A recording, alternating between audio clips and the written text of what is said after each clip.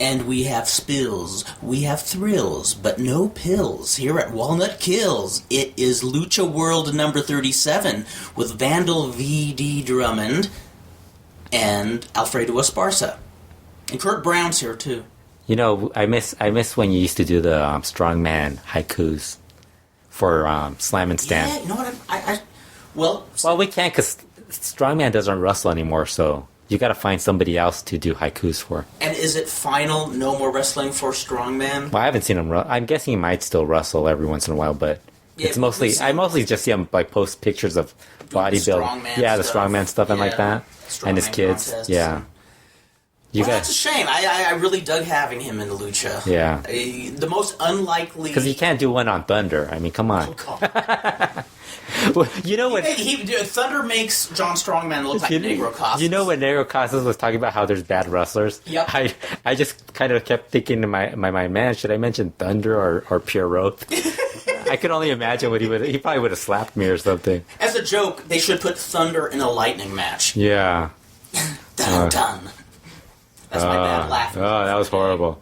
So we should talk about last Sunday we went to go see Negro Casas wrestle. UIPW show, yes, last Sunday, and it was one of the most interesting shows we ever attended. Well, it was in the second floor of the building too. That's something that we didn't mention either.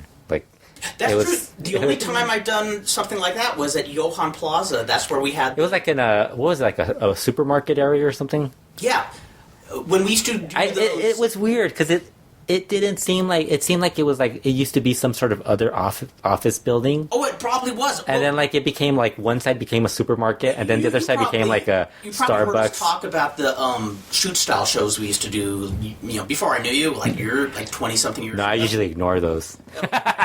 Actually, I ignore them too now. But I know. Johan Plaza, it was a Japanese shopping mall that had a really great bookstore at the time. But on the third floor, they would occasionally have wrestling shows, and we did some mock shoot fighting shows. Did you fight?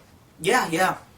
It was before MMA was really sophisticated, so we were able to get away with just working holds and making it, at the time, appear real. Although anybody who watched it now would see through it. Yeah, they'd be like, come on, this guy can't shoot. Yeah, no, we had a few people convinced that they were shoots, and I think out of all the matches, there were 2 actual shoots in the whole thing. Oh, wow. But it's nothing to write. It was fun doing it. It was a lot of fun doing it, but it's nothing to write home about. Yeah, so this place was in the second floor of this weird-looking building. East LA, along Olympic Boulevard. Yeah, so, and then... I kind of dug it. You have to go in an elevator, which was actually kind of weird, too, because the elevator was, like, from, like, the 1950s or something. Yes. It looked like something... I'm guessing it must have been, like, it had to be, like, some sort of... Like, not an... It seemed like they actually probably did do those banquets and stuff like that, because it was a big elevator. It was like an elevator for like food and stuff like that, a catering type of elevator. And it was fully functional, and the place looked like the banquet hall looked like a place where so it had to have been something like that before. So then we go in there. There's a ring set up in between pillars, and then there's a stage in the background. I think that's where they put the entrance for everybody. You noticed this? It was like a stage. It was like a mini Greek arena. You could walking. There was a fountain. There was a fountain on one side also. We took a picture of the fountain, and then there was it looked like a little bar on the side, and then on the other side there was like a guy cooking on like a grill. Yes, making tacos and stuff like that. That's what I love about the real local indie lucha shows are the little taco bars. So they actually had a taco stand in there, like some guy just cooking, making you your tacos if you wanted any. And so, fastest show we've ever been to, I think. Exactly. Because I think the first 4 matches were like less than an hour long. Yeah. And then like the last match, I'm guessing had to have lasted like 15 minutes probably. Yes. Because we didn't watch it, but it didn't seem like it lasted that long. Cause it was not long. It was not our imagination. We assumed Negro Casas had to make it out of there to catch a plane or maybe to catch another shot. Because they switched around the main event to the semi-main event. Yeah, Negro Casas was in the semi-main event, and then Acero, Dorado, and crew were in the main event. Yeah. Extreme Tiger. This is so funny. Extreme Tiger, TNA Star, TJ, AAA, all these places, and neither one of us even knew who he was. Like he took off his mask backstage. I could not, like, as soon as he took off his mask for whatever reason, I could not tell who he was. Yeah, I had no idea. I had no idea. Like, when he wore his mask, I knew who he was, but it was like, there really wasn't a lot to talk to him about. Like, I didn't really have a lot of, I think it was Negro Casas there. You're like, that's like the guy, you know. Negro Casas I'm sure enters the room. All other wrestlers are gonna pale in comparison to him. I'm sure if there was like a CMLL, a mid-card guy, probably, or like Euphoria, somebody like that, I probably would have been like, oh, that's Extreme Tiger, let's go interview him or something. But like Negro Casas, like, yeah, forget these guys. Exactly. And everybody there was jazzed to see Negro Even the Casas. other wrestlers were just staring at him the whole time. So it's like all the wrestlers who usually don't get their pics taken with other wrestlers. We're taking pictures, yeah. Kurt, Dan, there was an intermission after the semi-main event. So Dan, who went with us, Dan Farron went with us, and he got in line. And Kurt basically said he didn't want to go because he was in a mark. No, I am a mark. I just didn't want to look total. He just so I might work. You know what it was? He didn't want to get in line. So as soon as Dan waved him in, he knew he could get in the front of the line. So he cut in between ahead of him. It's more than that. Dan pretty much shoved me to take a picture and said, "You're getting your picture taken with Negro Casas," and he took the picture. Yeah. Dan got the greatest. Dan's picture with Casas was the best, with Negro Casas saluting like he's Benny Hill. Yeah, I like how you guys cut out poor Mysterioso out of the picture. Well, like again, it's Negro Casas. Man. Yeah, you know he's Negro Casas. Although Mysterioso looked a lot better. I mean, he's gained weight too. No, that's not a knock on Mysterioso. That's just showing the Mysterioso that was here is a local guy. He's not the Mysterioso that from CMLL that more people are familiar with. There's a local guy named Mysterioso. I think we talked about this in the past. So, but he's actually pretty good. He might actually be better than the Mysterioso at CMLL. So, well, and for a quick match that, you know, Casas probably kind of phoned in. I mean, Casas phoning in a match is better than most wrestlers having a good match. Yeah, he still had it was. I mean, I've seen phoned in matches. This was a lot better than anything like that. Yeah. Yes. So, after you guys were busy, we're done marking out. We went backstage to see if we could get interview on Negro Casas, and then we started marking out. Yeah, I had to stay calm because I had to be a journalist. You did a very good job of it too. Being a wrestling journalist, I have to not mark out over people. I sat there holding the microphone, marking out, just sitting there smiling. And the first thing I have to say about Negro Casas is when you're standing right next to him, the difference between seeing him like on TV and standing next to him, he looks a lot better in person too. Like he doesn't look as old in person. That's what I was going to say. He is an inspiration for somebody in their 50s. Yeah, because on TV I thought he looked a lot older. Yeah. But like as I saw him, like, wow, he doesn't look that old. He looks a lot younger than. He looks like one of the most fit people for his age. Yeah. His body's like condition. So we go backstage, and so we know a couple of the guys who are in the back, some of the workers. We saw Hector Canales. We're talking to him, and so what was it? Negro Casas walks in, and then we start just talking about who's gonna go initiate the conversation with Negro Casas. So then I end up just saying, Negro Casas, can we interview you? You know, I figure, what other way are we going to start? Like, what's going to be? What? And as soon as I said that, he said, yeah, let's. What do you guys want to talk about? And he started asking me about I guess he assumed because he saw Dan and Kurt, two white guys. He assumed that we really didn't know lucha or something. Right. So he's like, I have content for you guys if you want content. But we were busy trying to figure out if we could actually. We were just shocked that he said yes, like so readily. Yes, like because we weren't gonna interview. Like we weren't sure if we were gonna be able to interview him. I was even wondering. You know, we didn't know who was actually doing the booking. Would we be able to go in the dressing? Yeah, we were gonna ask Superboy at first. But then we figured if Supernatural was there, but then we found out Supernatural isn't the one that was booking that. She was Bionico, and Bionico, I don't think we know that well. I think you might have met him at I've met him, but I know him. But it's not a guy. Yeah, you're not going to ask him, can we interview Negro Casas? So then, but the one thing we could do is go backstage. So it was easier. Just hey, Negro Casas. It was cool. It was the same way I reached out to your girl Maya. I don't say hi or anything. They're like, hey, can we talk to you? like, hey, can we talk to you? And like, yeah. Or I should tell. Well, with girl Maya was like, are you girl Maya? Because he wasn't wearing his mask. Yeah. Whereas Negro Casas, I mean, it's Negro Casas. That's Negro Casas. Yeah. Like I said, that's Negro Casas. So he was getting dressed. So then he said, yeah, we 3 or 4 questions. Then let me dress, and then come back again and do another couple of interviews, a couple of other questions. So then, and that's what blew my mind. After that first set of questions, we're talking to Hector Canales and stuff. And next thing I know, I see Casas waving. Yeah, because I looked at him and he nodded and I nodded back. Yeah, it was an old Mexican standoff where it's like we were just nodding off. For those of you who don't know about Mexicans, we all nod a lot. Nodding off. God, you have a problem with Fredo. Okay, this is the LuchaWorld intervention. Yes, Fredo we're nodding off. I didn't know he was on heroin. So I care about him very much. He's my best friend. It was a nod off. What was I going to say? So right before that, I asked him. He was getting everything ready, so I decided to ask him about the parrot, Zacarias el Perico. So he's getting something out of his bag. Wasn't he getting something out of his bag? And I go, so why didn't you bring the parrot? And you could hear him laugh. Kurt didn't record this. This was the only one that I kind of regret that Kurt didn't record this part. Because he said, he laughs and he's like, he doesn't have a visa. So we're like, he doesn't have a visa. He's like, nope, no visa. And I just started laughing. We all just started laughing about it. That was great. Yeah, so we did the, I think 3 minutes, the first part. First part of the interview. Laid back atmosphere. And what was cool, there were a few other people who were able to get in the dressing room who I don't think were associated with the show. And it was nice because nobody was uptight about stuff. Everybody was really cool. We did 3 questions, then we left and kept talking to Hector Canales, who was great as always. Really nice guy. Guy. So we'll talk about him in a bit because he was on another show that we saw this past week. And then we, as I said, Negro Casas nodded at us.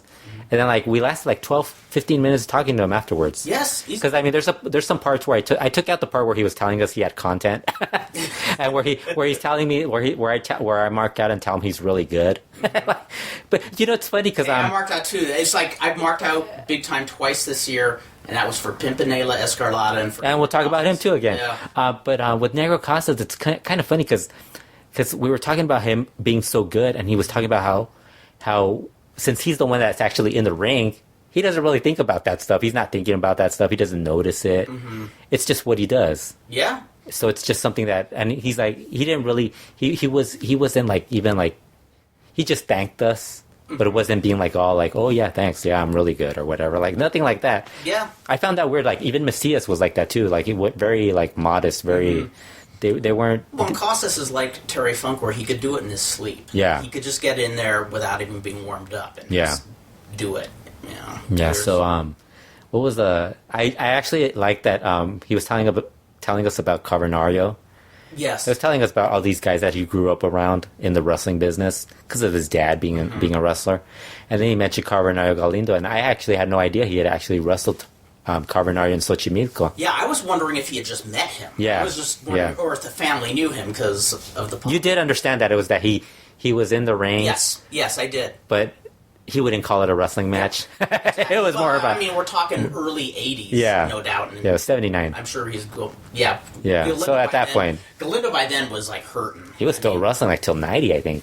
90, 91, I think. But just occasional shots, just going through the motions. Yeah, so it's... I was actually very surprised at how friendly he was, Negro Casas. I wasn't expecting him to be Didn't seem full of himself or anything. What I really... Because you meet some guys in Mexico and they're a little bit... It's hard to talk to them. L.A. Park, I think, would be difficult to talk to.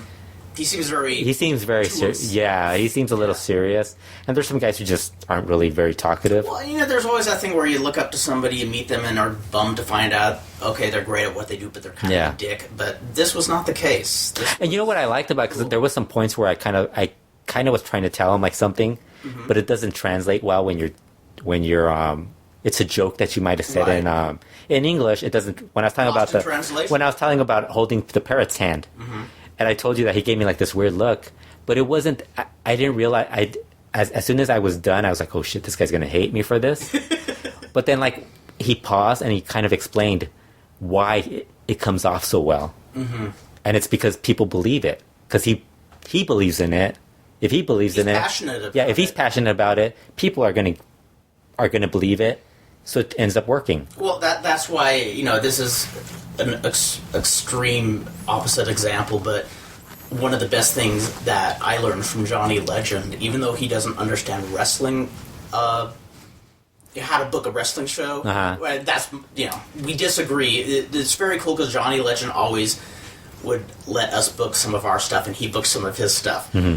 But, there's stuff that we try to tell him, no, it wouldn't work this way, and we're right, it doesn't. But the thing he taught us was, don't take yourself so damn seriously. Have fun with this. Be passionate about it. Yeah. But, and that's what Casas, don't pretend you're Billy Robinson when you're not. And that's what Negro Casas was saying, that he was talking about how you could have so many great matches, but that's just going to wear people out. Yeah. So you have to remember that there's some fans who aren't really into just that stuff. So you add a little comedy, you add a little entertainment to it, and they enjoy that. And I mean, the parrot stuff, there's people who are tired of the Peste Negra stuff, but then you have to remember those are there's a lot of casual fans that are into that like when we go to Lucha Vavoom. Yeah. There's a lot of people who would hate those shows, but there's so much more entertaining than just going to a straight wrestling show because it's and that's the bulk of the people who are paying money to see it. And no matter what you think about what wrestling should be, how hard should you perform, how hard you should amp it up, you have to remember who is the bulk of the paying audience. And if they don't mind that you're not taking every bump in the book, don't take every bump in the book. There's only so many bumps somebody can take. Yeah. Yeah, but I thought it was very It was very cool, and the show, like we said, it was like we were almost like watching a wrestling television show. It was that short of a. Thing that what I thought was funny because they were telling us we thought he had to rush and leave. Yeah. But then he was still there he was there he gave us what was it we gave him about a 15-minute break to change. And then we still interviewed him, so another half hour. It's it was great. It was he still had time. Yeah, I'm guessing he just needed to be prepared just to make sure he could leave and stuff like that. Yeah. So, yeah, but it was a fun card. Yeah, he mentioned he'd like to bring his because somebody asked him if he was going to bring Felino, and he said he'd like to bring Felino just as a tag team, and then he said he'd also like to bring his wife to visit Dallas. That'd be cool. That's one of the things that I enjoyed most about the interview is just talking about his family. Yeah, yeah. It sounds like they have a really good time as a family. Yeah, and you hear it's so funny because you kind of wish your families, all of us have families, and some of us have families that don't. You could get together, but it's not the same thing. Exactly. Whereas these guys are all together. It's you want to have, and they actually enjoy being around, and they actually interact. They go places. They go to wrestling shows together. It's we can't do that. I know. It's so true. Why can't we do that? It'd be awesome. I want to be a Casas. Yes, I should have told him at the end. in the Royal Tannenbaums when Gene Hackman says, "I always wanted to be a Tannenbaum." I should have asked if he could adopt me. I'll go hang out with the parents. They should have an annual lottery. Yes, you could be adopted by the Casas family or the Alvarado family, whichever. Another family that looks like they have fun being who they are. Although they're not quite the level of workers as the Casas family. Because the Casas family probably there's magical genius. If you're going through there's still some bad ones, but you got Puma and Tiger make up for the worst ones. When he was telling us about his other nephews, yes, I only heard that there was another nephew. I didn't hear that he had said when I was transcribing it. I heard that he said three nephews, but when I was interviewing him, I only heard that one nephew. So I thought, why isn't he mentioning this other nephew? Maybe in my head I'm thinking, it must be Danny Canelo Casas, and he sucks. I'm thinking in my head that's who it is. And then after I heard it, it's 3 now. Okay, never mind. It was just he didn't want. Yeah, he just didn't want to go overboard saying all these names of every niece and nephew. So yeah, we had a good time. We went out, had dinner afterwards. It was great. I actually not with Negro Casas. It would have been cool if we would have taken Negro Casas. That would have been the pinnacle of our experience as wrestling fans. It was a really fun show. I didn't mind the show being short, to be honest. I'd much rather have a short show than a show that goes on and on and on. We've talked about that many times. I like how many times have we always taken this the audio recorder to interview people? To shows. It's a running joke. For 3 or 4 years, right? Or since you got it? Just started using it. What was the first show we used it? I think it was Lucha Underground. Yes. It was the tapings that we went to, the interview. We've been using it like crazy ever since. We've used it. Actually, we used it for interviews with Superboy. Yes.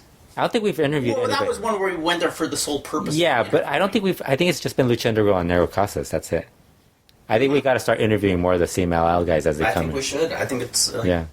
I know you got very excited when they were talking about Valiente. Oh, God, yeah. I did not even realize he was in the vicinity. And I didn't even tell you, like, he was here, like, in early November. But I think that was, like, the week that they had, I think Superboy was running a show. Yes. And I was like, oh, Valiente's here. But it's funny how there's so much lucha that some of it goes under... Atlantis is here tomorrow, I think. Oh, is it? And tonight there's a show in Tijuana, isn't there? And I think they changed the lineup. Did they really? Yeah, because Ultimo Girl and Atlantis was the main event. Oh. Ultimo Girl's in the cage match for the CMLL show. And we're taping this on Friday for those who are wondering. For those of you who are curious. Friday, December 5th. Yes. So there's a cage match in Arena, Mexico. So they have Ultimo Girl booked for TJ. He can't make it because he's in the cage match. So they're going to have to change whoever's in the main event with Atlantis. But they have Casa, so they could always just move Casas. They'll have something to work with there. So I was even going to ask Casas. Mm-hmm. This is how bad I was, badly prepared I was. I was going to ask him about the cage match, like early before we left. I was like, maybe I'll ask him about the cage match. And then, like, right before I leave, I decided to check I'm like, let me just double check the poster, make sure he's not on in the cage match. And sure enough, he's not in the cage match. So I was like, oh, thank God I didn't ask about the cage match. Call. Yeah, I was like, shit. I asked him about Blue Panther and Rush, which was all I wanted. We have a whole ton of stuff to talk about, but first we must take a time out for this important message. How much stuff can a stocking stuffer stuff from waterbeds and stuff? And the stuff they really want for Christmas is at Waterbeds and Stuff and our 2 new Beds and Stuff superstores on West Broad Street and on Hamilton Road in Gahanna. First, Man Candles, the unique candle that comes in man-style scents like beer, garage, and our favorite, bacon. Man Candles are a lot of fun and make a unique gift. And beanbag chairs. Waterbeds and Stuff has the best selection of beanbags anywhere, like peace sign, camo, purple or pink fur, and more. Beanbags are the perfect accessory for any room, and they make a great gift. So, whether you're looking for man candles, beanbags, or just looking for fun and unique gifts, you gotta hurry to any of the now 12 Waterbeds and Stuff or new Beds and Stuff superstores and save, save, save. Tell them Crazy Jerry sent you. How much stuff can a stocking stuffer stuff when the stuff comes from Waterbeds and Stuff? And welcome back to the Shrine of Negro Casas, where we praise him all day long. Hour 16, if you're listening to this. Unedited. No, we do have a lot of different stuff to go over. Yeah, this past, when was the last we did the podcast like 2 weeks, less than 2 weeks ago, right? It's been this is the third straight podcast that we've... Because I was going through Lucha Underground, and I was like, man, we just talked about, like, the... One thing I want to mention... Actually, you didn't watch one of the shows that I was talking about, right? Okay, so we could talk about that. I have to say, there's something we touched upon last week, or 2 weeks ago.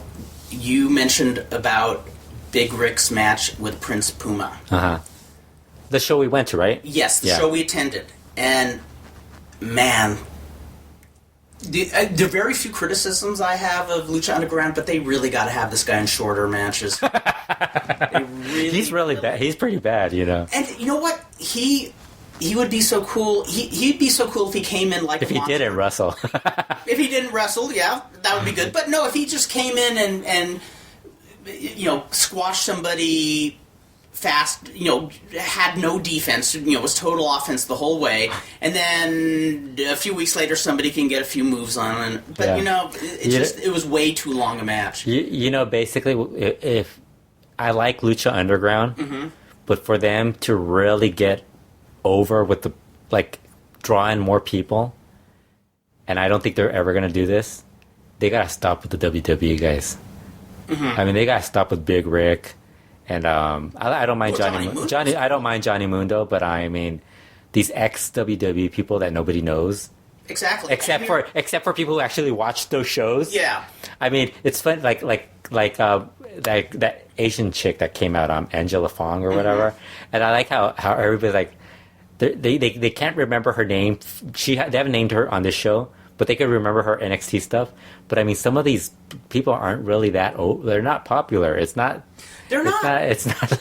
It's overshadowing all this other stuff that they're doing. Like Big Rick is really bad in the ring. He is bad, and if it weren't for Ricky Reyes and Chola being involved. I like how you can't remember their names from the Lucha Underground. Cisco and Castro.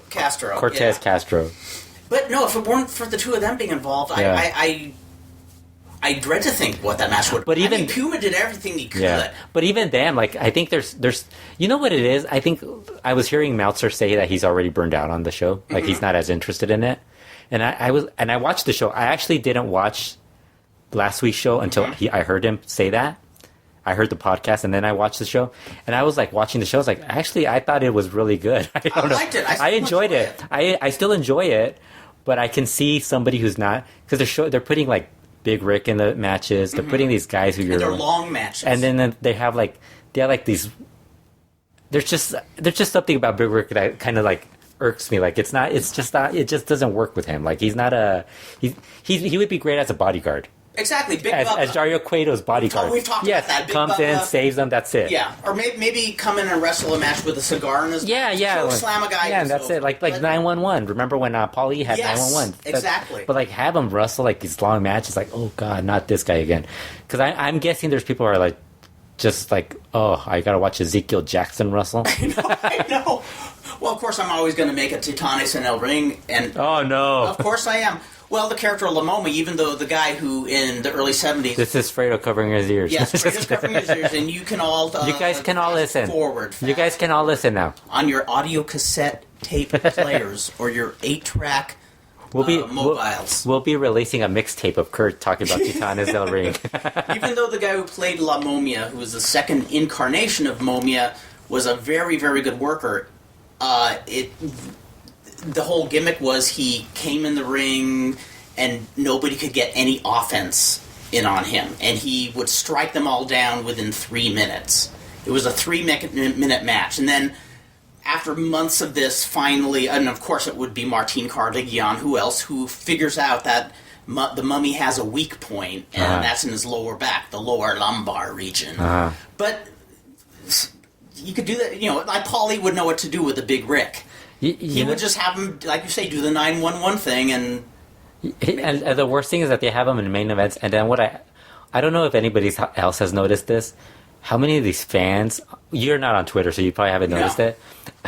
All these fans, there could be this really average match, and they're like, "Oh, this is the greatest match I've ever seen." This happens. I mean, I'm sure Cubs fan Rob are listening, and if they're not, they would actually just agree with me, anyways. Lucha Libre USA, this happened with them. This happened with Lucha Underground. There's always someone who overreacts to how good a show is.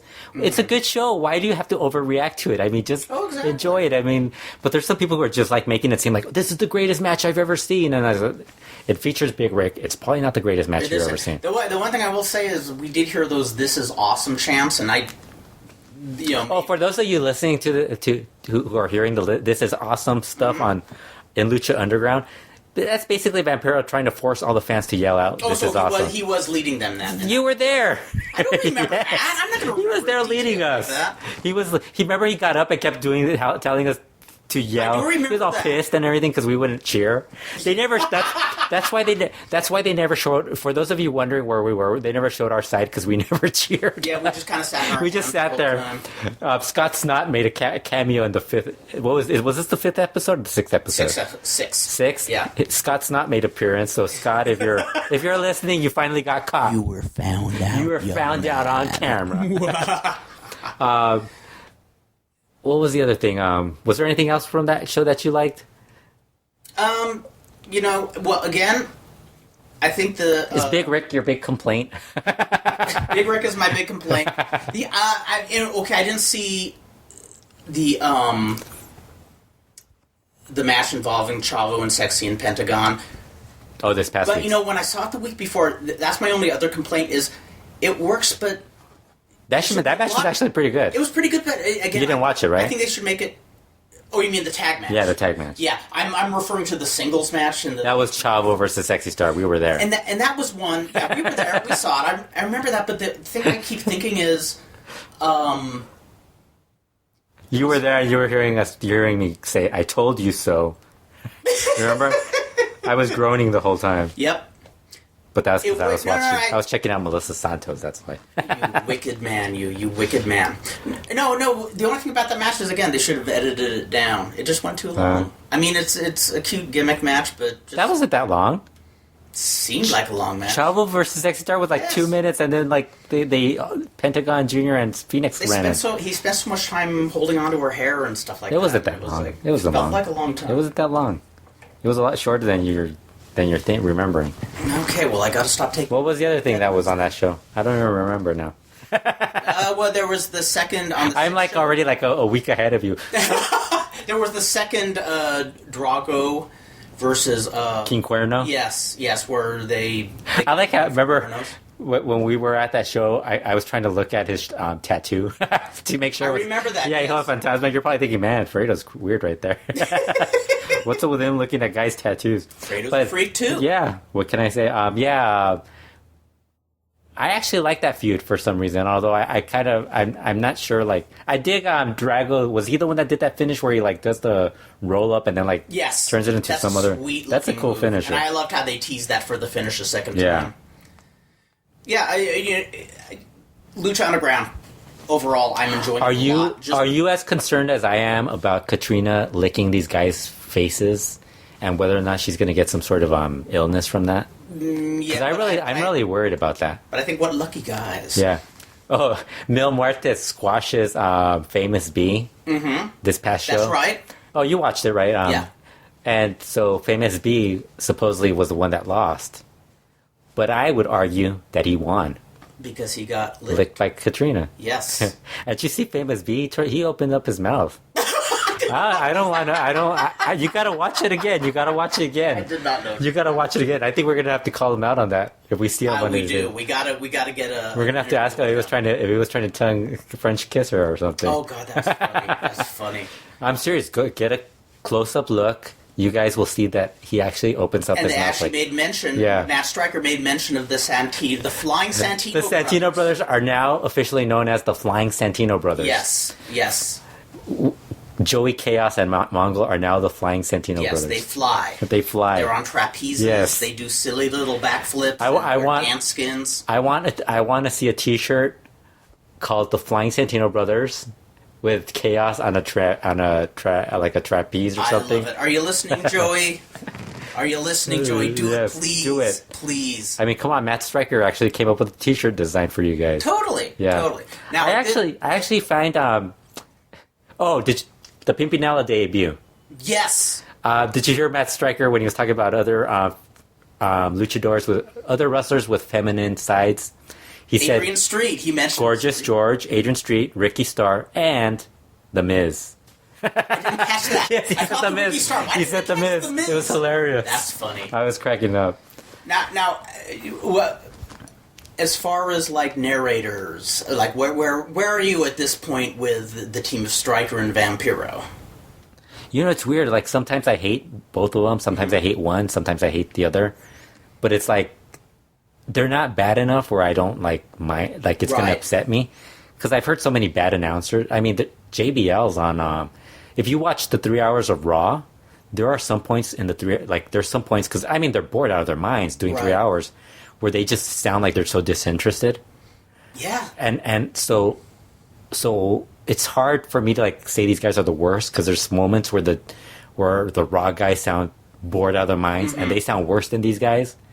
So it's like, and then Jerry Lawler sometimes comes up with like the lamest jokes.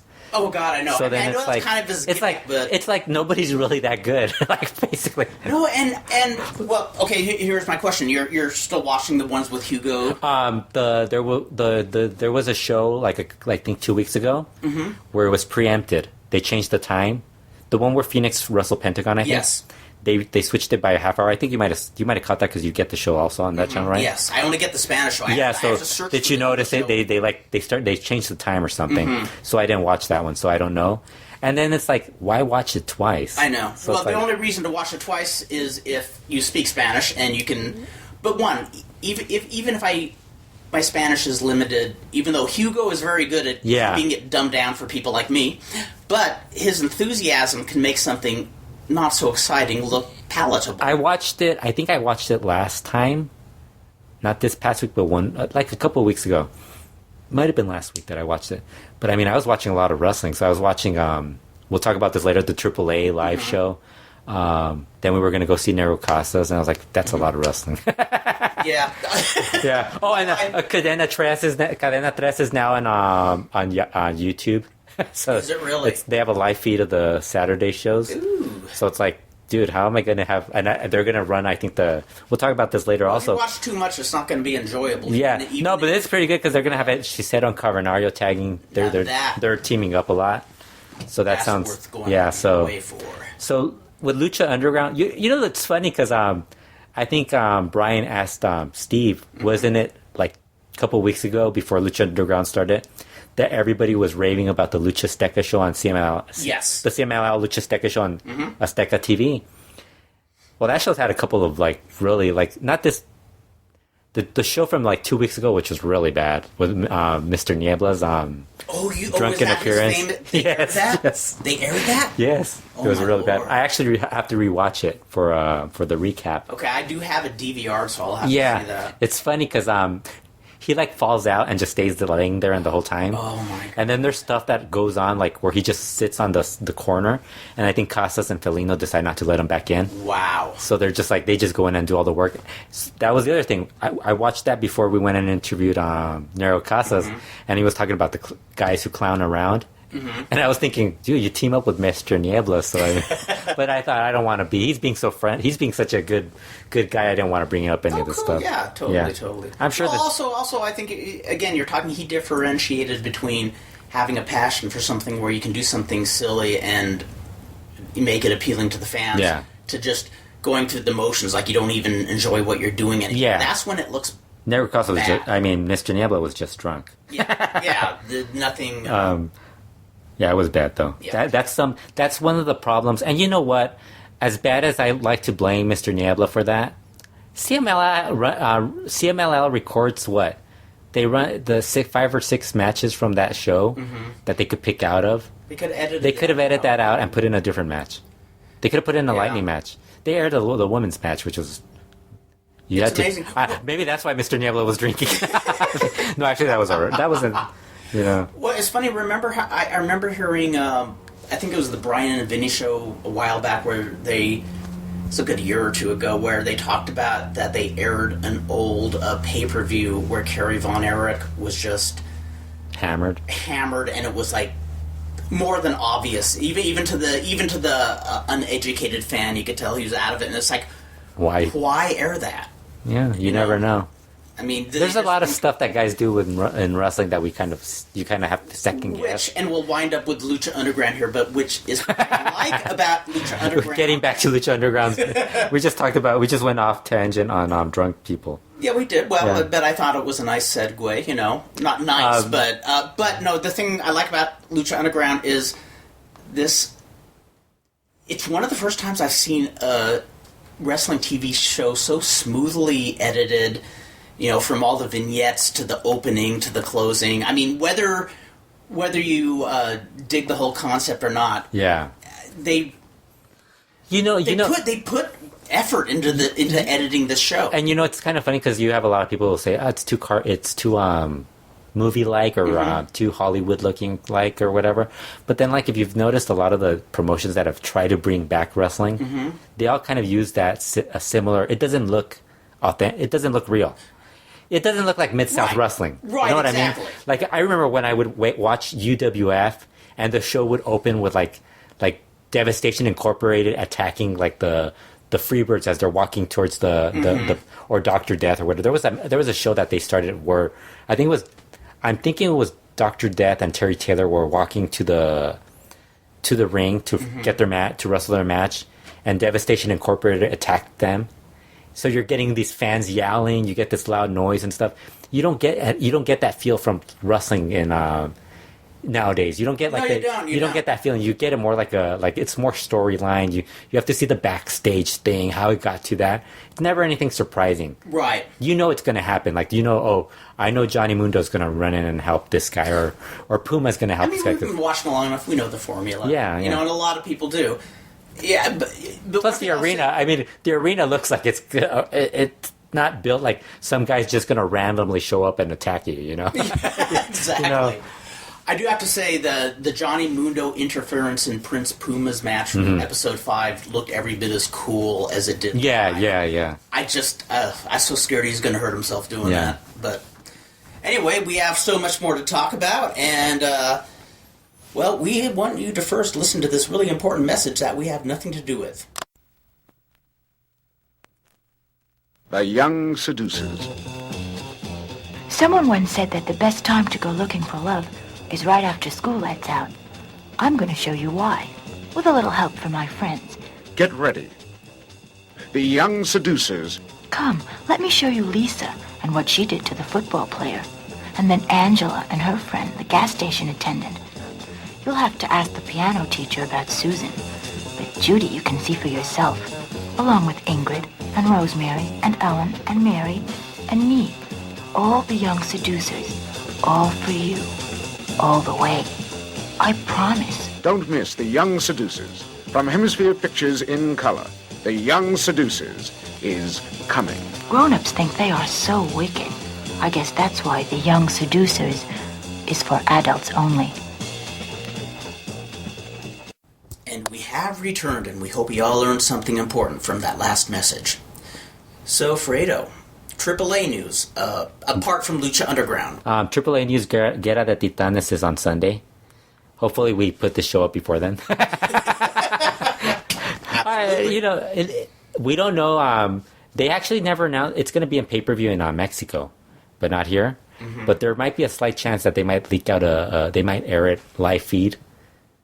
Because they haven't announced an iPay-per-view either. Okay. But you never know with them. They might actually they might actually air it for free. That's what I was going to ask. But they might not let you know until an hour or two. Free live stream, but you have to kind of know that they're going to be airing. Have no expectations. They haven't announced that either. So, but the reason I'm saying that is because this past weekend, last Friday, I can't even remember where. I was at. I had just gotten home from my sister's Thanksgiving get together. I think so because I think you even talked to me around that time, and so we get home. I'm looking at the Twitter accounts, and I noticed Lucha Blog had mentioned that AAA was gonna air something. Mm-hmm. I didn't really figure it out when I saw Lucha Blog mention it, but then I noticed AAA released it and said it'll be here tonight's the Friday show, which was in I can't remember. I think where was it? It was in Mexico City. It would be airing live for free online. Mm-hmm. I think it's Lucha Libre AAA Internet or something like that. And it ended up being pretty good. 3 hours. If you missed it, it's going to be the TV taping. So it's just what they did is they aired it for free. You could watch it all at once. But if you missed it, you could watch it on YouTube or on however you watch AAA. They just split it in half. I think that might actually still be up. I don't know. But it was... I doubt it's up. But they had Tejano Jr. versus Alberto as the main event. How was that? That was pretty good. It was a street fight. Nice. So they actually wore jeans. They dressed up like it wasn't a street... You think street fight in the 2000s... It's like, they're just gonna bring trash into the arena, dressed in their and they're in their wrestling gear, and that's it. No, they actually dressed in pants and their boots and old school bunkhouse, like if you're watching Dick Slater versus Dusty Rhodes or something like that. How cool is that? Yeah, so it was really cool. It was actually a pretty good match. The feed was really good. This is the most amazing thing. I've had trouble, I'm sure I've told you about the You had that disastrous the iPay-per-views. Two of them never worked for me. I think they might have worked for a few people, but it rarely works for me. I don't know how these people got it to work, the ones that... I wonder if they're kind of doing this to experiment until. Yeah, I think let's charge money when we get it right. Yeah, and I mean they're gonna miss out on Guerra de Titanes, which is kind of like. But it's better they. Yeah, experiment until they get it right. Yeah. Maybe they can get it right for Rey de Reyes, by which will be in March. They need some experience. So the street fight, is that something you would recommend? I would recommend. Out of your way Actually, from that show, I don't know if they're going to show the opener again. The opener was okay. The women's match was awful. Who was in it? Fabi Apache. Eva Lise debuted for AAA. Mm-hmm. She's a babyface in AAA, despite being a heel. And she teamed up with Fabi Apache versus Sexy Star and Taya Valkyrie. Oh dear. I mean, there were. Well, poor Fabi and Evelise couldn't do a lot with Sexy Star. Then they had a mini Charlie Manson teaming up with Superfly versus Aerostar and Dinastia, which was building up to Aerostar Superfly. Mm-hmm. They're gonna have a mass match on Sunday, and then they had Psycho Circus versus Hell Brothers, which was just a brawl, just a street fight, another street fight. Mm-hmm. Which of course you thought, oh great, another street fight. That's kind of ruining the main event. Yeah. But the main event ended up they figured it out. These guys, it stood out. And then the fifth match was Phoenix teaming up with Mystices versus Pentagon Junior Zima Ion, which was pretty good. That was pretty good. A lot of high flying, really good stuff. But the main event was really good. The last two matches were worth watching. Okay, I'm gonna have to look for that. Yeah, what a big Del Rio fan I was. Well, once it'll air on TV, so they'll put it up on YouTube. Very cool. I don't know if I think they're like still a couple of shows. I think they're one show or two shows behind. Still, like I think they're like in God, I can't remember what it was, but they're a couple of shows behind. Yeah, so now we're just wondering if they're going to air Guerra de Titanes, because if they air it for free, that pretty much means my Sunday is going to be like from 3 o'clock to like 11 p.m. watching wrestling. You'll be booked. Dear God, how am I going to do it? If I was 12 years old, I'd be in heaven. That's so funny. That's exactly how I am. It's like, if I was a kid, I would OD on this stuff. Yeah, because this Sunday they're actually going to have more. Actually, the only thing is CML shows, and outside of the main event, I think there might be another match that's pretty good on Sunday. But the main event is Marco Corleone versus Terrible, and that should be pretty good. But I think the first two matches are just really bad, and I think there's a women's match, and then I think the last. So I could always skip the first hour or something. Right. You know me, I'll probably watch it anyways. But yeah, Guerra de Titanes. If that airs, I'm watching it. It should be good because it's going to be Tejano versus. They had Tejano beat Alberto in the street fight. Okay. He powerbombed him through a table. Not bad. Yeah. So although I'm guessing if Alberto doesn't win on Sunday, it might be because Messias might turn on him. Okay, that's the only thing I think could happen. Although that'd be like a little. I'm not sure if that's how that solves their whole heel face thing dynamic, because there's a lot of heels. There's more baby faces on top than heels. That's interesting. I'm not sure. I'm guessing there might be something, but I think he'll end up. I think he'll win. I think Alberto's gonna win, and then he'll debut at some point in Lucha Underground as the guy who's a champion in Mexico and stuff like that. I think the folks in that category too, even if he doesn't go over, they can still make him like should be a fun top dog. Should be a really good match. Well, like the Mick Foley syndrome, he could job over and over and still be a star. Well, Tejano Jr. and Alberto, that's the big difference in Triple. I think when people talk about AAA, what's the biggest difference? They actually have better main eventers now, right? Because in the past, I mean. When you're main eventing with Cibernetico, Electroshock, guys like that, you're not getting a lot. And now you replace those guys with Alberto and Tejano. Really those two guys, because Perro's okay.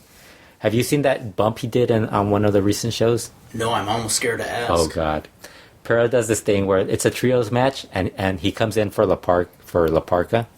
And he just does bumps on his own. Just a comedy spot. Like, just bump. Then he bumps again, like, does a little somersault. Yeah. Somersault bump. Then he does another one on top of one of his teammates, and then another one on another teammate. And I'm just like looking, this looks so ridiculous. It looks so ridiculous. Yeah, it's been I gotta be honest, it's been ages since I've watched Perro Aguayo Jr. It's been ages since. Not the Perro Aguayo of how much? Let's get back to this. We had this discussion on Slam and Stan a couple of years ago. how much AAA have you watched since that one Slam and Stan episode where you vowed after listening to Conan you would watch AAA on a regular basis? Oh, you want to hear some? I think you've watched maybe 2 episodes, right?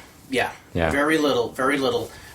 I remember watching one a few months ago. Yeah, I know you watched one recently because the women's match. I told you about it and you watched it. Yeah, and I overall I liked what I saw, but no, I have not. For somebody who is on a wrestling podcast, I watch very little wrestling. I should be ashamed. I have my problem is I have. You're just doing what Brian Alvarez does, except without making money. I make no money at this. You make no money. I hope I. We're kidding, Brian. I hope I. We're kidding, we're Brian. Kidding, Brian. Are we? I hope. Okay. Next match is going to be Super Chico versus Frito. Ultra Alfredo. Or Physico. Physico, Farron, Frito, and the Freak. Yes. We have a 4-man tag team now. Yes, there you go. We gotta book it. We gotta book this. Johnny Legend, are you listening? What was I gonna say?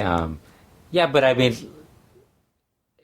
what were we talking about? About how little wrestling you watch. Yeah. That should be the main topic. Every podcast. I should be held more accountable, shouldn't I? Yeah.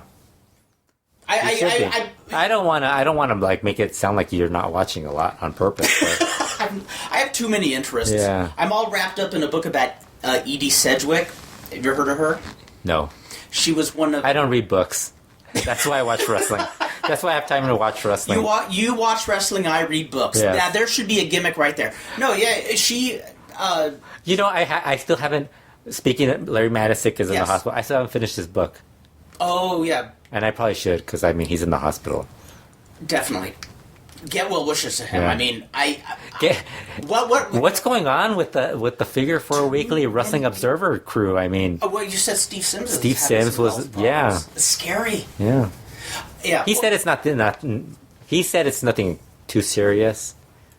Yeah, I hope not. But hopefully it's not. I mean, he's had more. He has. He did. The other thing he said on his podcast, he would like to have another hair match. So did he really? He did. Oh, I hope we can be involved. I hope we're involved. I would love to be involved with that. But yeah, Edie Sedgwick, she was one of and now that and getting back to Dr. Lucha. Okay. I think it'll work. Kurt Brown represents Dr. Lucha. Mm-hmm. Negro Casas represents me. Speaking of which, did you see my response to Roy Lucier's suggestion that I will be wrestling Negro Casas on the next anniversary show? Uh-huh. Okay, I will repost that in Vandal's Musings, and I want to send a thank you to Roy Lucier for proposing the question, because I had fun responding. Uh-huh. So I got to talk about Edie Sedgwick in the wrestling segment. No, I was trying to distract getting away from this. You're not getting away. Yeah, since my gimmick is I don't watch enough wrestling, I think I have to explain what I do when I'm not watching wrestling. Edie Sedgwick was the most unlikely member of Andy Warhol's Factory Girls, or Factory Folk. There was a movie made of her called Factory Girl, where she was portrayed by Sienna Miller. Sienna Miller, right? Yeah. She looked very good. That's basically all I know about your story so far. Well, continue on. So that probably is reason enough for you to watch the movie, right? Yeah. Yes. Now it's pretty good, but there was a really good book written about her. What reason I say she was an unlikely Warhol hanger-on was she's from like a multi-millionaire family where the father was this twisted guy who wanted to be aristocracy and raised his kids in a very twisted way. And in fact, as I think about it, it's almost like a Von Erich. There was a movie about this, and you're reading the book. The book is. I like how this. We've had this discussion numerous times where Kurt will tell me about a book he's reading, and then he'll tell me that there's a movie, and he'll see the movie. And instead of me, and he knows I don't read books. Oh, I'll watch the movies instead. Then I have the perfect. I'll tell you what got me interested in it is. It's not so much in the movie Factory Girl, which I saw like 6 years ago. You're talking to somebody who did a book report on the last of the Mohicans. And you probably got based it off the movie, not the. Yes, I based it off the movie. No, but this was like insane. I mean, the movie you got to see then if you're going to see a movie is Chow Manhattan, because it is disturbingly autobiographical, where she plays a character named Susie Superstar, but is actually herself. And I have been wrapped up in this book, so there have been times in the last week where I said, okay, I'm going to catch up on my Lucha Underground, I'm going to catch up on my Lucha Azteca, and instead I'm disturbed to find that I'm just neck deep in this book that was written in the early 80s and surprisingly stands up today. It's a book filled with speed freaks, people just doing drugs that should have killed them even younger than they did. But this family, the Sedgwick family, it's almost like a millionaire's version of the Von Erichs. I mean, 3 of the kids were gone before they were 30. Oh, wow. A lot of it having to do with their dad. Interesting trivia. The dad's name was Fritz? Fritz Sedgwick. Fritz von Sedgwick, yeah. But what's scary about reading this book is it doesn't glamorize all this heroin and speed and just all this stuff people were on. It's scary because it doesn't glamorize it, yet you're almost saying, wow, the stuff they say that speed does, you understand why people get hooked on it. I mean, these people get super sexualized, super productive, but then of course there's the fallback, they burn out and they die young. So I'm almost creeped out that I'm so wrapped up in this book. And no, I'm not going to go out and try to score meth. But here's where you will recognize it. Uh-huh. One of her relatives, I think it's a cousin, is the actress Kyra Sedgwick. Yeah, I was going to ask you. Yep, yeah, the closer and cool. Singles, Yeah. So, as always, we have to put a little slam and stand in here where I go off subject, totally off subject. And you know the weird thing is, like, we always do that, and that's what people always, like, answer. Like, we get something wrong about that, and somebody always has to send you an email or send me something telling me that we were wrong about something or and I probably already got something wrong on it, you know? Yeah, I'm like, oh, really? Yeah. I'm surprised we were even talking about that. Highly recommend the book, though. We got to talk about something important. And the movies, too. Chicago, Manhattan. Kurt, we got 2 important things to talk about. Yes. The first one, I guess, the Octagon story that came out yesterday. Breaking news. That he's claiming AAA wants him to stop using the Octagon name. Mm-hmm. So we're now worried, what will he go under? what name will he use? So, but then I kind of have a feeling that that's him making up that story more than anything. As wrestlers are wont to do. Yeah, because, I mean, I don't think they've made a big deal. They made more of a big deal about, like, Cranio when he was Alebrije, Psychosis. They made a big deal about those guys. Yes. And this guy, they haven't really done anything ever since he left. And he's been gone for at least longer than a year. Why would he want to whine about that if it's not true? I don't know. Maybe he did get it. Are strange. Maybe they want the name and want to give it to somebody younger. Like the new Octagon. Have some hip looking dude, like cooler looking Octagon. And somebody, doesn't he have a lot of issues too? Yeah. Well, if you that's kind of been a story for a long time. Everybody keeps coming. Kind of like Edie Sedgwick, huh? Yeah. You know, had a lot of issues. And speaking of going off topic, we got to talk about the other big story from this last couple weeks. But before that big story, no more commercials. Come on. To this. No more commercials. This is an important commercial. Oh, come on. I'm not going to add it. I'm purposely not going to add it. It's Christmas time. But I seem to get turned on by a lot of girls. And yes, I feel I even love some of them. All your life, you and Sue will meet people who turn you on. Life's sexual offerings are like a smorgasbord where everything looks appetizing. But you don't eat everything. That didn't take long. It did if they heard it. I think poor people have to hear about Edie Sedgwick again. Edie Sedgwick, yes. The CMLL bodybuilding competition, which we were talking about, that people might not know this from seeing us, but we're both experts in bodybuilding. Am I right? Yes, we are. We are. So we're fans of John Strongman. Yeah, so we should really talk about this. We need to break down what happened this past, what was it, 2 weeks ago on Wednesday. You watched the whole thing, yes? I watched the whole thing live. Well, actually, the cool thing was not even the bodybuilding competition. That was just us, like, joking around. Yeah. But before that, they had an exhibition of, the students just tumbling and doing, like, wrestling spots. And they actually had one of the Villano kids was in it. Oh. And one of the other Villano kids was in the bodybuilding competition. And then there was somebody else on, Mr. Mexico. There's going to be a new Mr. Mexico at some point. Mm-hmm. And then there was, who's the other guy that came out that we were surprised? Oh, Negro Casas. Really? There's another Casa. Speaking of Casas family members. This is going to be one of the largest wrestling Yeah. in the world. Pretty soon it's going to be all the Alvarados and Casas family, Yes. like the entire roster. There was somebody else that I can't remember who was on it. I'll get it right now. Hold on. But the bodybuilding competition had La Mascara winning the entire thing, Mr. CMLL. The funniest part was after the show they had he was a guest on their talk show. Yes. CMLL Informa, and they were talking about how it's very surprising for an Alvarado to win a bodybuilding competition since, what's going on? Did you mess it up? I think this is the perfect time to have a quick commercial. Well, that was a great little break we had, didn't we? Yeah, one of those emergency breaks for you to, like, check what's going on with the recorder. Maybe we should upgrade to another recorder soon. Maybe we should get, like, all professional and stuff.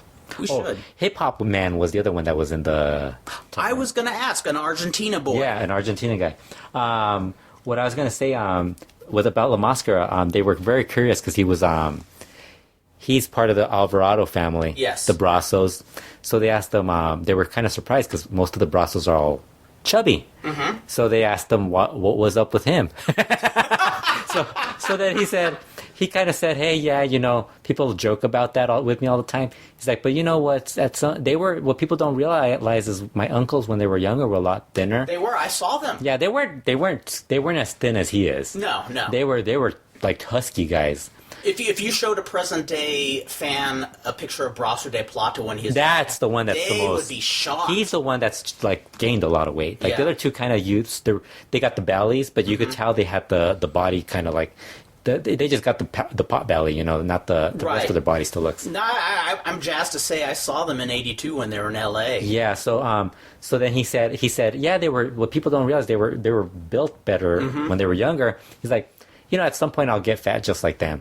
And I just started laughing. That's I was actually very cute. Yeah. So I like that. he was pretty good. Dark Angel won the women's division, And little I saw, Princessa Sugihit should have won, except for all that spray on. she had so much spray on stuff That on her. was She shouldn't have won it. Are you kidding me? no, with her just based on physique, she should have won it. Nah, but Dark with all Angel. that spray on, I understand. why Dark they didn't. Angel should have won. No, She deserved it. Oh, she dedicated her win to our brother who passed away. Her older brother passed away. Oh, that's sad. What, Yeah, I don't know what was he happened. sick or? I don't know. He just that's very sad. suddenly passed away. It's funny because they had some guys on there, like Flyer was in there. Mm-hmm. And you even brought it up that you saw him. I think he placed second or third in the. Yes. And I was just laughing because the guy barely weighs like 100 pounds. I mean, It looked like a junior high kid. yeah, it practically. looked like some skinny kid just came in and was like, "Hey, like you're a skinny in." kid who just started hitting Yeah, the gym yeah. and has dreams. Yeah, and it's like who? And then Dragon Lee still looked okay and all that stuff, Yeah. but it just seemed a little ridiculous. The bodybuilding. I mean, I bet you if you had people who actually do that as a career, they'd be like, other than Dark Angel, maybe, Right. they'd be like, these people aren't. No, they're not bodybuilders. But you know what I always dug about it? Because I remember seeing them doing the bodybuilding since... We talked about this on the last podcast. Yeah. But I always dug that they have these physiques that, I'm sure there's juicing going on and stuff. But they're believable physiques. Yeah. You know what I'm saying? And they're not... I mean, Did you see Star Jr. had his not safe for work tights on? Trunks? Yes, He basically had a speed. He had something covering it up. I could imagine if he just tried to take one Yeah. bump, it could cause. I kept thinking. censorship bureau to I kept come down thinking, on him hard. is Tirantes going to be one of the judges or what? Because I mean, Oh, can you imagine? yeah, That actually would make it fascinating. yeah. They honored the guy who was sponsoring the thing or the show or the competition, and they had like these really good-looking women like giving out awards and stuff. Mm-hmm. I think they were giving out cash or something. I have no idea, but it took forever. It was like 2 hours long. I mean, but I It would mean, have to be a rabbit. yeah. I mean, it wasn't as bad as I. Yeah. I've In seen fact, worse I stuff. am curious. I did notice the stream, the Terra stream worked for this perfectly. Just when it does. Yeah. When you kind of. I was curious. You obviously sat through the whole thing. What was it about it that did it sound appealing to you, or did you just want to see how it came off for 2 straight hours? Well, being the wrestling journalist that I am, I felt I had to give out the results. Ooh. Am I right? I had to give out the... What book shall I review next time that's not about wrestling? I want you all to email me and give me suggestions. I had to give out Fredo, the back body. to you. I had to give out the bodybuilding results for the people. Exactly. You know. You have to. You're responsible. Sometimes you don't want to do it, but you got to do it. I'm a flake. Yeah. Sometimes you have to do things you don't like. Like Kurt. At some point, will do the Vandals musings again. Yes, I will. Yeah. And like you said, I was on a roll. Yeah, you were you did 3 in a row. Now I can't even find them. I'm such a flake. Actually, they're on there. They're in the Vandals musings. I think they're in the off-topic section. So for all the people who have no interest in me in 30 years, they'll still be up on the internet. Yeah, yes. As if they have any interest in me right now. The other thing, we already talked about drunk Mr. Niebla. The other... Why does that truck be a drunk Mr. Niebla? That was embarrassing. I mean, just for that promotion to air that. I mean, that same day they announced that they were doing. I think I talked about this on the last show that they were, or did I? That they were going to start running shows in Coliseo on Saturday. Yes, you did. Yes. They announced that they were going to have the students. Well, the lineup came out, and not one student is on the show. I almost wonder why the change of thought. I think they might. I think they probably wanted to go with a good show to start it, and then maybe hey, next week. Oh, kind of have a big introduction and ease them into the... This is a pretty good lineup. I mean, you open up with Flyer versus Artillero. Yeah. 2 really good undercard guys. Flyer's the skinny guy that we were just making fun of as a bodybuilder. But the really talented skinny guy we made fun of. Yeah, very talented. Second match is Soberano Jr. versus Disturbio. If you've seen Disturbio, you've seen Disturbio. Yes, right? I have. Really good guy. Soberano Jr., he's all right. He's Euphoria's son. The third match is Hombre Bala Jr. versus that youngster Okumura. Mm-hmm. Oh yes. He's basically 50 years old now. Fourth match. The fourth match is really good. Fuego versus Bobby Zavala. Mm-hmm. That should be good. But I asked if this was going to air on television or on Terra, and they didn't answer as usual. So we don't know. We'll probably find out that day. Minutes into the start of the show, somewhere you can watch it on Terra. Really? Great. Fifth match is Reiko Meta versus Sagrado. Should be really good. Mm-hmm. That should be very good. Sagrado's a lot better now as a heel. Have you seen him? I've yet to see him as a heel. Kurt, come on, man. You gotta catch up. Sixth match, this should be good.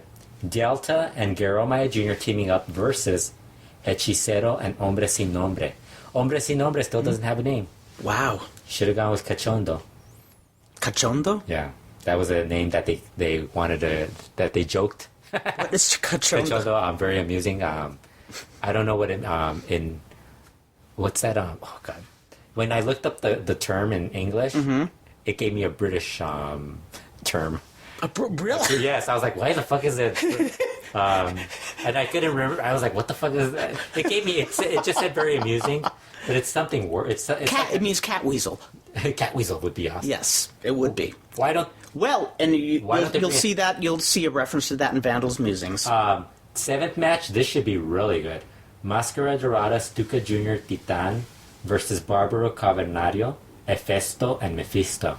I'd watch it just for that. But it's so funny. You have Hombre Sin Nombre, who's supposedly going to be with Hefesto and Mephisto. Mm-hmm. Wouldn't you put him in the main event and drop Cavernario down to team up with Hechicero, who have been teaming up? Yeah. For those who have been following, since you haven't been following either, on Tuesday shows they've been teaming up Hechicero and Barbaro Cavernario. And for us, that's like a dream team. And they've been teaming up on the indies, so I think there might be something where they might have been told. Oh, very cool. So they might actually, they're feuding with Delta and Guerrero Maya Jr., so I'm guessing maybe they're going to, take the belts off of them, or, you know what I would do? Seriously, Shocker and Negro Casas, they're pretty much established. Why not have them lose the belts? That would be great. I mean, that would really put them on the map. Yeah, that would be cool. I mean, you're talking these two guys, Hechicero and Barbaro Cavernario. That's like the revelation of the year. Top 5 guys this year, basically, as far as work has gone. They're actually, they've been teaming up a lot with, the Tuesday shows. They've been doing a lot of they elevate a lot, the mid-card guys. They'll move up a mid-card guy and stuff like that. They kind of stopped for a while, but I guess they must have realized that people were complaining that maybe they should keep doing it. Yeah. So they're back to doing it again. So Tuesday shows should be good. Oh, very cool. The past couple of weeks. haven't watched any of them lately. Oh, some other news from this. You're trying past to week. be like me. Yes, I'm trying to do what You idolize me. I wanna watch less wrestling and do more podcasts. No, I actually watched. I've been watching the Sunday shows, and I was saying that the Saturday Lucha Steca show. Man, if you're watching this stuff, it is draining your life out of the life out of you. Really? Some of the stuff is really bad. So there's some stuff that I. Tuesday show, actually, the show, there was a Titan versus Polvora match, which was really good. I think I talked about it the last show, where he got tossed into the corner. That was really good. Yes. But, I mean, there's some matches where you're just like, do I have to watch this? It's just like. Yeah. I'm glad I'm not getting paid to watch wrestling. That's all I'm saying. Estrellita suffered an injured neck. Mm-hmm. She was pile-driven by Dallas. Uh-huh. And so she appeared on CML and Forma. And it looked like she did it. Either she's a really good actress because she was crying, and she was talking about really hurt. well, yeah, because she was talking about how this might be the end of her career, and she's hoping it's not. Mm-hmm. But then, she started talking about. They asked her about Dallas, if Dallas has apologized. Mm-hmm. You met Negro Casas. Yeah. I mean, Dallas is very friendly on Facebook, and she's saying no, she hasn't. And I'm like, yeah, and this is all storyline.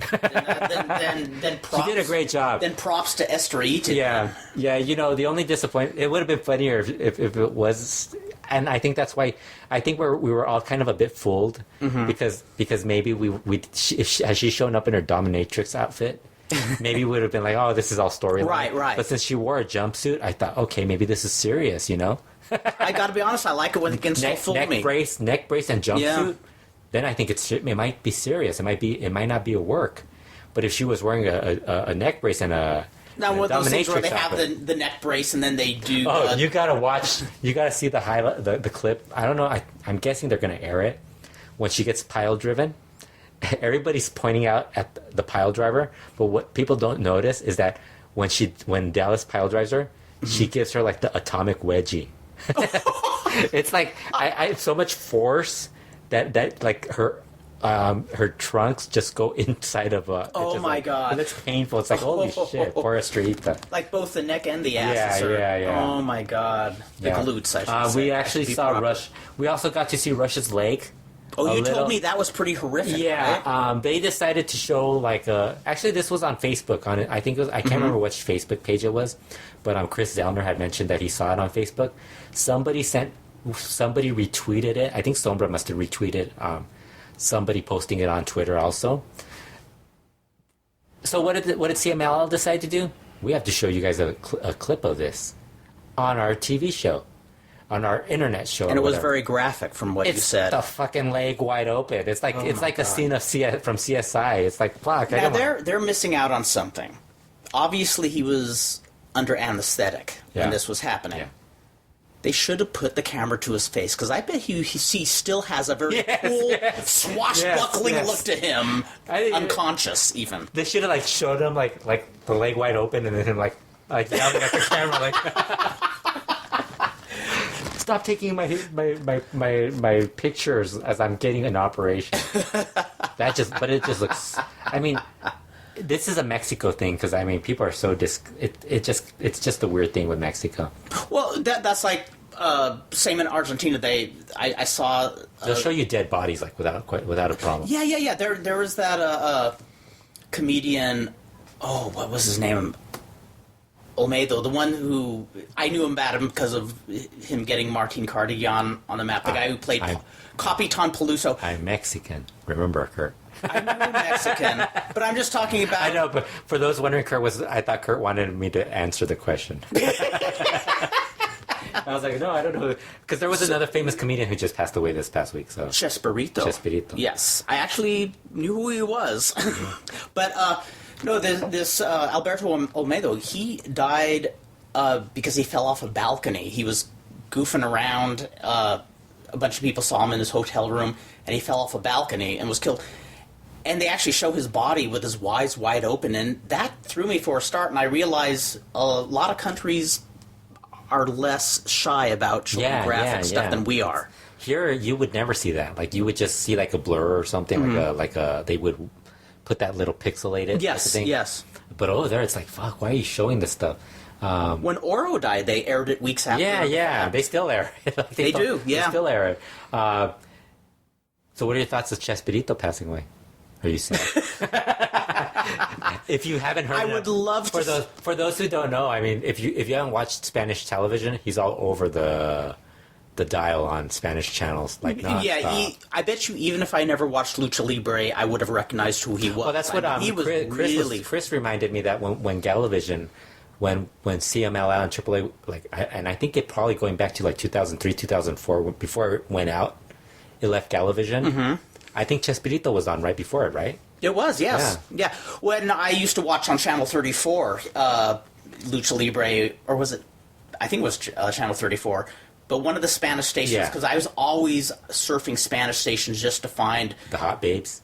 What, yours, Cone? Yeah. I've talked about her so many times, and I will keep talking about her, because, one, they had hot, curvy babes that American men usually don't appreciate.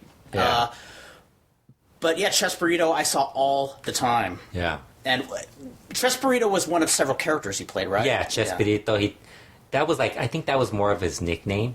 Because the character he's most famous for is Chavo. Chavo. Is that the orphan? That's the orphan. Yeah. Because Chespirito was his nickname, I think. I've never really understood. It's a cool nickname. Yeah, so he had Chavo del Ocho, who was the orphan. Chapulín Colorado, who was the little superhero with the red. Yes. The CH. You saw somebody at the UIPW show wearing one of those shirts. One of those shirts. He did a little old doctor guy, whose name I cannot remember. I know it's. I used to think that was funny, and he used to do this. It was him and remember the tall professor in Chavo del Ocho. They did an act where they were like these two, like Dumb and Dumber, basically Dumb and Dumber. Oh, how cool! Where they would do like this weird act, and it was really good. That was actually my favorite part of. And then he would do a burglar also. He did like 5 different characters on that show, and that was like and it was funny because the one that was most famous was the Chavo and the Chapulín Colorado. But I think the one I liked the most was the one when he would do the Dumb and Dumber type of thing. Really, that was your favorite? That was my favorite. That's cool. But I mean, I think there's a lot of people who actually couldn't stand him because he kind of became a bit of a dick. Oh, really? Dealing with the other actors on the show. Oh, gotcha. Trying to like live out, because that's what they were known for. It's kind of like what you stick with, like when you're famous. I never saw anything wrong with that. And he kind of didn't want them to do more stuff with him. Oh, okay. That guy who did Kiko. There was the guy who did you ever see Chavo del Ocho? No. Remember that? Did you ever see the other characters on the show? Or I saw them, but I couldn't. Did you ever see the little one that dressed with a little short dress? No, I didn't. She had a long running feud with him. Really? Because he wouldn't let her use the name, and his wife was another actress on the show, and she never got involved, or she would like go side with him. So then there was always these feuds in between them. They had a lot of issues between them because of the names and stuff. But like people, when they die, you don't really remember that stuff. Oh, of course not. So no, now. Really famous. That was I was going to say in comparison, what I will never forget is. I think he's probably right behind Cantinflas. Well, I was about to ask. I remember when Cantinflas died. I think it was like in '93 or '94, if I remember right. I got chills watching on TV the funeral procession going down the streets. I didn't even know what they did. Oh, did you hear what they wanted to do with Chavo with Chespirito? No. They wanted him to be buried in his Chavo del Ocho outfit. That's cool. The orphan outfit. I think that's cool. I know, that's kind of like a lucha type of thing. It is. It's very much like a lucha thing. Yeah. I think that's awesome. That would have been cool. I always find that stuff very moving. I'm a sucker for that. An 85-year-old guy dressed as... You know what? I had to tell a story when he passed away. I told a story on Twitter about when I met Chris Hero. Mm-hmm. I remember when you met Chris Hero. Yeah. And I told people, I think I mentioned it on Slam and Stan, where I said, and the weeks later, Chris Hero changed his gear, and I think he worked out and buffed up, and then stopped wearing that shirt. I always assumed he was doing it. I thought it was that. I thought it was that. And then when he said he had never heard of it, I thought somebody told me they were surprised nobody had ever told them that, being that he would come to LA. I would be shocked. I was shocked too. I said, if you've ever been to wrestling shows, a lot of people don't really they don't interact with wrestlers. This is my advice if you're going to interview a wrestler. Don't just talk about wrestling. Bring up other stuff. Or talk about something like silly, like ask him about like something like really weird, like what I did with Negro Casas when I asked him about Zachary, when I asked him about the parrot. Ask him about their family or something. Exactly, like that. Yeah. exactly. Because usually, if you just talk about wrestling, they're not really going to be very. So with Chris, and they're not one-dimensional people. They have interests outside of wrestling too. You know, if they're at the gimmick table, they want to sell stuff. So they're not going to talk to you anyways. Yeah. So what happened with Chris Hero? He was at although Chris Hero is a very nice guy. Yeah. He was at his gimmick table, and then I said, "Hey, your shirt kind of reminds me of Chapulín Colorado." And so he said, "Who's that?" I said, "You've never heard of Chapulín Colorado, and you work with Mike Quackenbush?" I go, "I would think Quackenbush would at least know." Yeah. And he said, "Well, no. I remember those shirts, like even before he passed away. Like on Facebook, I see a lot of people wearing the Chapulín shirt. But years ago, every now and then, I'd see somebody wearing the So I don't know. I don't trademark shirt. I don't know. Maybe he stopped doing it because he thought, oh, maybe it's a trademark. I shouldn't use it. I can't sell shirts with that. I think that might have been the reason he might have stopped. Right. Whereas I'm thinking maybe I just like made him embarrassed and like embarrassed him out of wearing it. Didn't realize. Yeah, didn't realize. Yeah. Oh, with Cantinflas, the funeral procession, the hearse was going for miles and miles down public streets, and these streets were lined with people applauding the hearse as it drove by. Yeah. And I mean, this went on forever. I can't even guess how many people were there. I think comparable to when Pedro Infante died. Yeah. There's have you seen the Pedro Infante tribute Metallica does? No. He dresses he does the Pepe el Toro, with the famous character that Pedro Infante. Oh, no way. Yeah. So he comes out and he lip syncs the song. Oh, that's cool. And he dances. That's cool. And then the ring girls are dressed kind of like that. Awesome. It's really cool. It's a cool. He became far more entertaining now without the mask than he ever did it with the mask. Some guys it works that way. Yeah, some guys. Could you even picture Shocker with a mask now? No, I really can't. I mean, and he probably should wear one now. But man, some guys shine. It's like I said, I'm always shocked that Fuerza Guerrera never dropped his mask because when I saw him without his mask, I thought that guy's way more charismatic. Speaking of without a mask. Getting back to the Octagon thing, they interviewed Fuerza Guerrera because he has to talk about this. Yeah, and he said that's the reason they can't do the mask match now.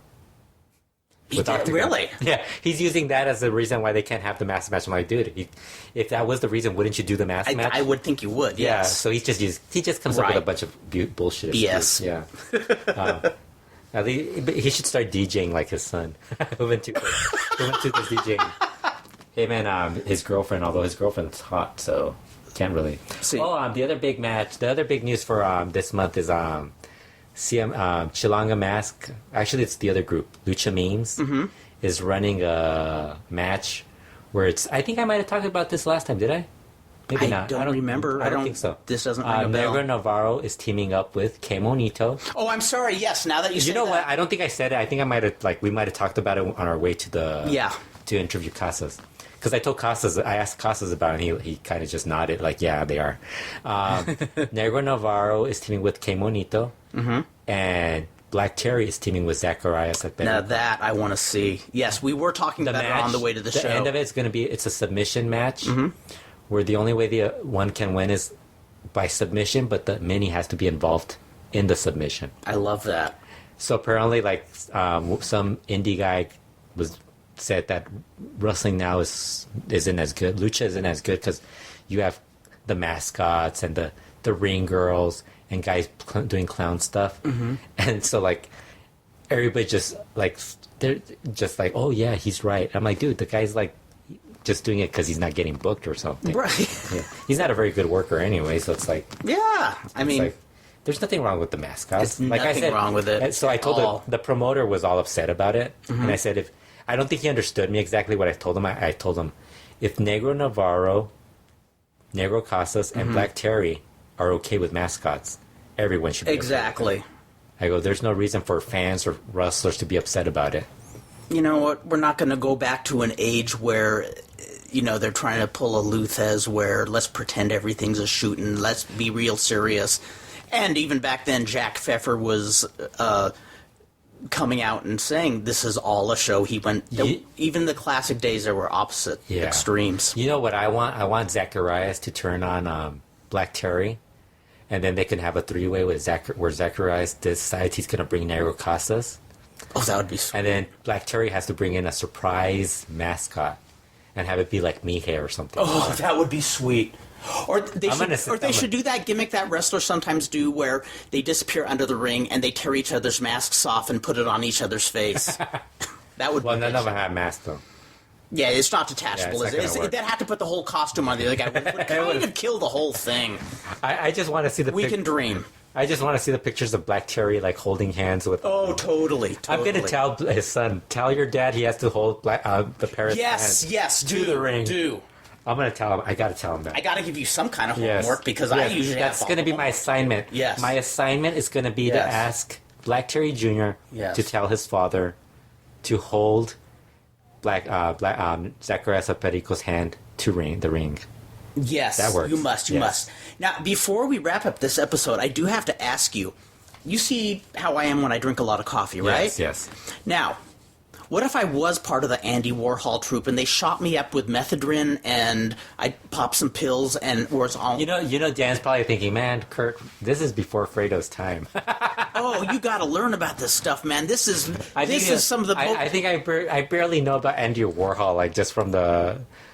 Oh, it was freaky shit, man. You must design. watch Chow Manhattan. You'll never be the same. Either it will enhance you or disturb you, but either way, that way you don't have to read a book. You can. Before we go, Kurt, I wanted to ask you, what do you think of the new streaming service for New Japan World?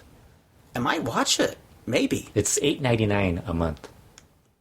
I'd buy that long before I buy the WWE Network. Yeah, they were saying that it's a lot easier to use, but I was like, would I buy it? And I'm like, dude, I think I have everything already from New Japan. Well, the other thing is I might be the one person. I think I might be the one person that said if I said no, like even when WWE Network came out and people were like, I'm gonna get it.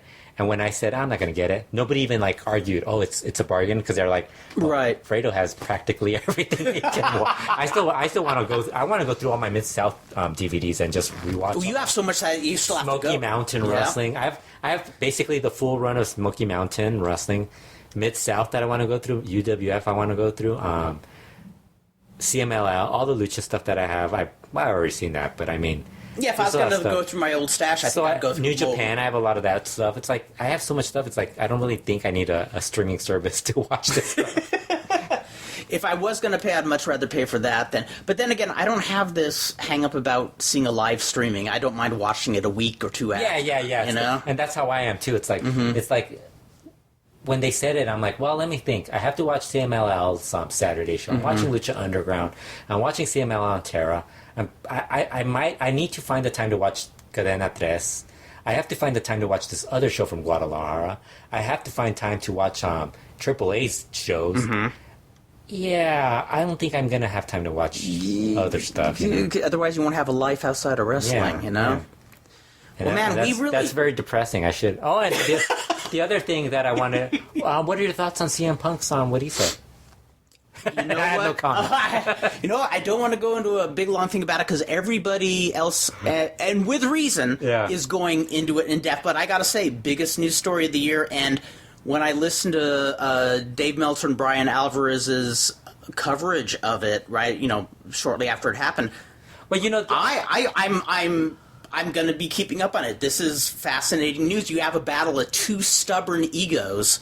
Yeah, and you know what it is? I'm noticing because they asked Del Rio about it and they asked Ricardo Rodriguez. And what I'm finding with WWE, it's not that they hate WWE, they hate Triple H. I think that's what it's... Which is surprising. I never... Because... Well, he is an asshole. He comes off like a bit of a asshole. Like, I'm not saying he's an asshole. I'm saying he just comes off as that, yeah. And it kind of... Maybe he is. Well, and maybe once you have a long working relationship with him, it's... yeah. The best thing I saw about this whole thing, there's this guy on Twitter who posts artwork. And he posted, you guys gotta follow him. It's at Safe's Art. And he just does artwork of all this stuff. And he drew a picture, because one of CM Punk's stories was him getting him getting his release papers on his wedding day. Yes. So he drew this. My drawing of CM Punk and AJ Lee and Triple H. And this is his artwork. You must post that. That's funny. Well, it's already on Twitter. I'm not gonna Oh my God, that's funny. And then there's this one.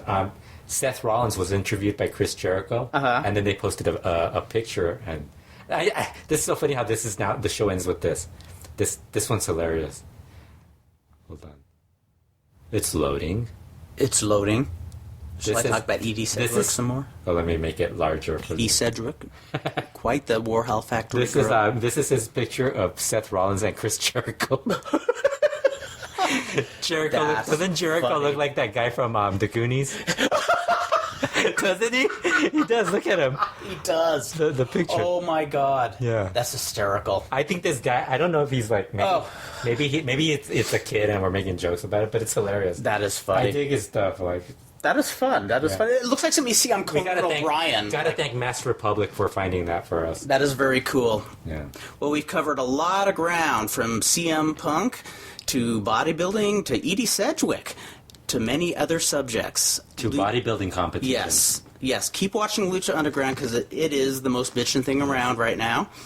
And this weekend, be sure to watch your CMLL and Exactly, AAA yes. shows. Keep an eye out on AAA's Guerra de Titanes. And email me at Liger, Lyger at AOL.com to nag me about what I should be watching and won't watch. Wait, speaking of at AOL.com, Yes? did you see my tweet about what John Cena said about AOL? Did you hear about what he said? I had not heard You about saw the this. tweet, I think, but you didn't know why I said it. Oh, yes, I did see that tweet, but I didn't know what it was a this reference past to. Raw, as you know, they brought back the computer. That laptop, yes, the I laptop heard about gen. that. So it makes the noise, and it's the AOL noise. So John Cena says nobody uses AOL. Nobody uses America Online, and I said, "Damn you, John Cena." Kurt Brown still uses America Online. Okay, now I get the joke. I Yeah. was looking at that trying to understand So then it. Bix was like, Bix got it right away. Everybody else got it except you. Except me. So would you like to respond to John Cena?